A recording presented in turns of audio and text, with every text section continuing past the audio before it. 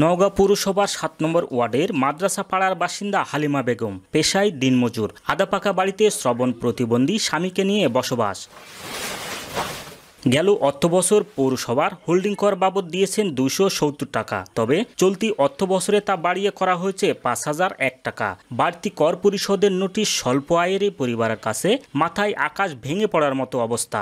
দিমু কোথায় থাকা আমার তো সমুদ্র ভাঙ্গা আসছে, তো এখন অগত পর আমার ঘর বিটা তাহলে বিক্রি করা লাগবে, বিক্রি করে দেওয়া লাগবে। আমি কুত পাবো ৫,০০০ টাকা, ৫,০০০ টাকা আমি চোখেই দেখতে পাইনি।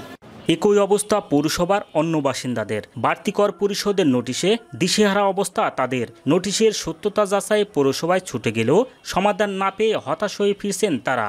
৪২,১০১ টাকা বিল পরিশোধ করার জন্য, তাহলে আমরা এভাবে কিভাবে এই বিলটা পরিশোধ করব? কর ছিল মাত্র ৯০০ টাকা, এবার বাধ্য করে ৯,০০০ টাকা করছে। প্রতিবাদ করলাম যে স্যার আমার দেওয়ার মতো কোনো যোগ্যতা নাই, কোনোরকম ওইটা দিয়ে দিন চলে আমাদের, তাই পারি না।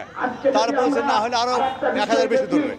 প্রথম শ্রেণীর পৌরসভা হওয়ার পরও কাঙ্ক্ষিত সেবা বঞ্চিত হচ্ছেন বাসিন্দারা। পৌরসভার বর্ধিতাংশ দুর্গাপুর, খাগড়া, চকপ্রাচীর ও চকপ্রসাদ সহ অন্তত ১৫টি গ্রামে নেই পানির সরবরাহ। ড্রেনেজ ব্যবস্থা না থাকায় সামান্য বৃষ্টিতে জলাবদ্ধতা, খানাখন্দ ও ভাঙা রাস্তায় চলাচলে বাড়ে জনদুর্ভোগ। নিয়মিত পৌরকর পরিশোধ করেও মিলছে না সেবা।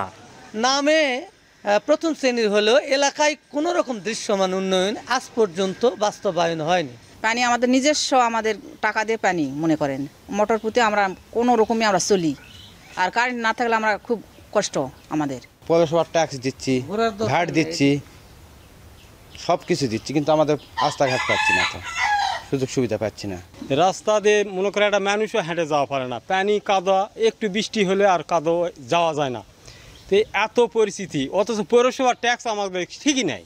এদিকে পৌর এলাকার অন্তত ৮০% রাস্তার কার্পেটিং উঠে গেছে, ইটের খোয়া বেরিয়ে ভরে গেছে খানাখন্দে। যানবাহন চলাচলে প্রায় ঘটছে দুর্ঘটনা, নষ্ট হচ্ছে যানবাহনের যন্ত্রাংশ। এই রাস্তাটা মানে এত একটা জঘন্য রাস্তা, রিক্সাওয়ালা অনেকে এই রাস্তা শুনলে সে যাত্রী নিতে চায় না। এখানে বড় বড় কলকারখানা আছে, তারা বড় বড় গাড়ি নিয়ে আসে, তাদের কারণে রাস্তার ক্ষতি হয় অনেক, এবং রাস্তার দ্রুত ঠিক করা জরুরি। এই ভাঙার জন্য ৪-৫০০ টাকা খরচা হয়ে যায় কোনো সপ্তাহে, অনেক সপ্তাহে দেখা যায় বড় ধরনের স্প্রিংপাতি ভাঙলে ৭-৮০০ টাকা খরচা হয়। তবে পৌর কর্তৃপক্ষ বলছে সরকারি নির্দেশনা অনুযায়ী নীতিমালা মেনে পৌর কর বাড়ানো হয়েছে। তবে পৌরবাসী হোল্ডিং কর পুনর্বিবেচনার আবেদন করতে পারবেন বলে জানান পৌর প্রশাসক। যারা মনে করছেন যে তাদের হোল্ডিং ট্যাক্স অতিরিক্ত হয়েছে, তারা কিন্তু আবেদন করতে পাচ্ছেন এটা পুনর্বিবেচনার জন্য। সেখানে একটা কমিটি আছে, সেই কমিটি এটা পর্যালোচনা করে কমিটির সামনে উপস্থাপন করে এটা কমিটি যে সিদ্ধান্ত দেবে সেই সিদ্ধান্তই মূলত চূড়ান্ত সিদ্ধান্ত।